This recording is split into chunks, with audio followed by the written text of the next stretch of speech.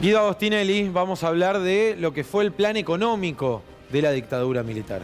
Sí, Juan, efectivamente lo que hicimos acá fue recopilar los 12 puntos centrales del plan de Martínez de Hoz para tratar de entender también similitudes y diferencias con lo que estamos viviendo hoy en día en materia económica. Acá solamente, obviamente, nos centramos en la cuestión económica. Y bueno, para arrancar, el primer punto es la eliminación de los controles de precios, esto que se venía arrastrando también previo a la dictadura en cuanto a los controles de precios que se realizaban, fueron eliminados.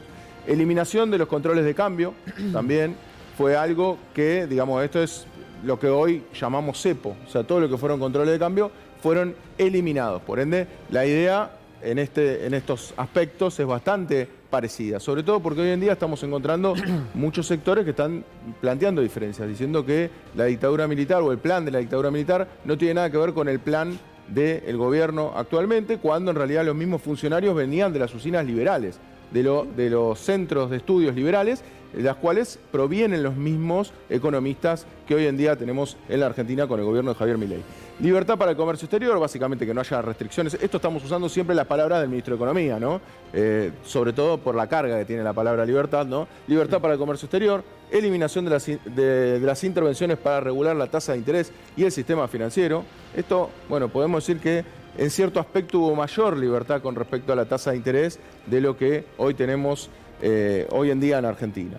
Eliminación de los impuestos a las exportaciones, lo que hoy llamamos retenciones. Bueno, lo que planteó la dictadura militar es eliminarlas. O sea, por eso acá encontró un gran aliado, que fue el sector agropecuario, en lo que fue la dictadura militar. Y después tenemos la liberación del mercado de alquileres. Esto sí hay una similitud tal cual, ¿no? O sea, en la cual no hubo más restricciones a lo que Milei asumió como la ley de alquileres, ¿no? Con el decreto 70, en lo que es la dictadura militar ocurrió lo mismo. Me detengo en esto de la libertad para el comercio exterior, de lo que es la apertura indiscriminada de importaciones, y todos recordamos aquel spot, ¿no?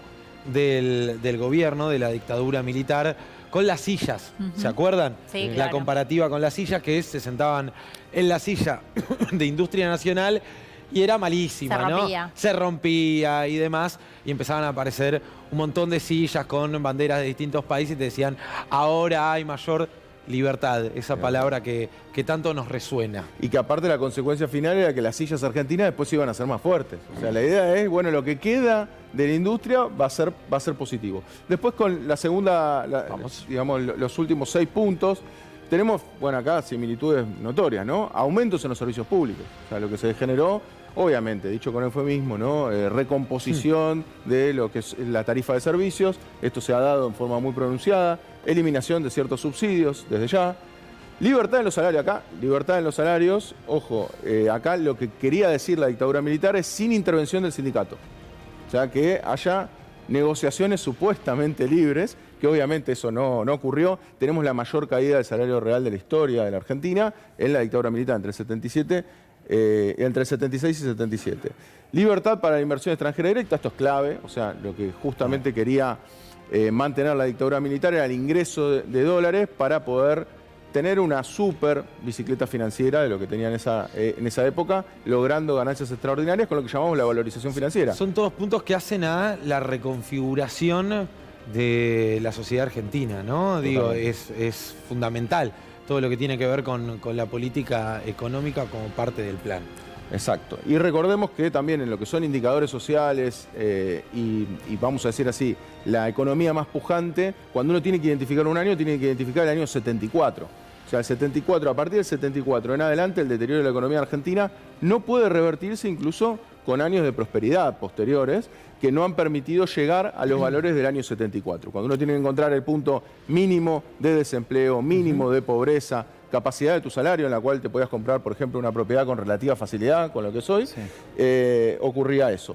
Y después lo que tenemos acá son las consecuencias. Ahí va, sí.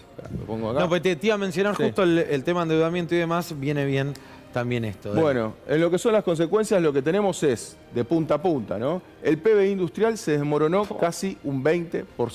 Esto es único.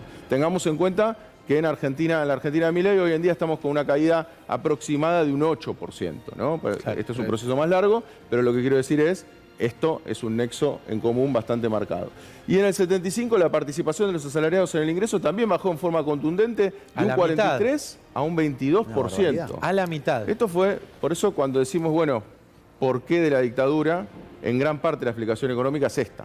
Sí, ¿no? que es el objetivo también de la dictadura. El objetivo es económico y es justamente instaurar este plan económico y generar esta pauperización, ¿no? de la clase obrera. Sí, totalmente. Y también la falta de organización. Y esto cuando dicen, bueno, lo que veíamos antes, ¿no? Libertad para negociar sin sindicatos. Bueno, estas son las consecuencias de negociar sin sindicatos. Se multiplicó por 5 la deuda externa. Por 5. O sea, veníamos de un país realmente desendeudado y lo que ocurrió es que la dictadura militar para sostener el modelo económico se endeudó por 5. Y después el salario real sufrió solo en un año, en el año 76, una caída del 35%. Si sumamos el año 77 llegamos a un 45% de caída. O sea, estamos hablando de una pérdida del poder adquisitivo enorme, sin registro. Y eso porque alguno me podrá decir, bueno, con Milei, según como uno lo mida, te da entre un 8 o un 2% de caída. ¿Por qué la diferencia? Bueno, porque desde el pico que se venía era muchísimo más alto, ¿no? En lo que es el 2023 el salario histórico era relativamente bajo, entonces la caída fue menor de la que se produce acá, pero el plan económico en sustancia es muy parecido.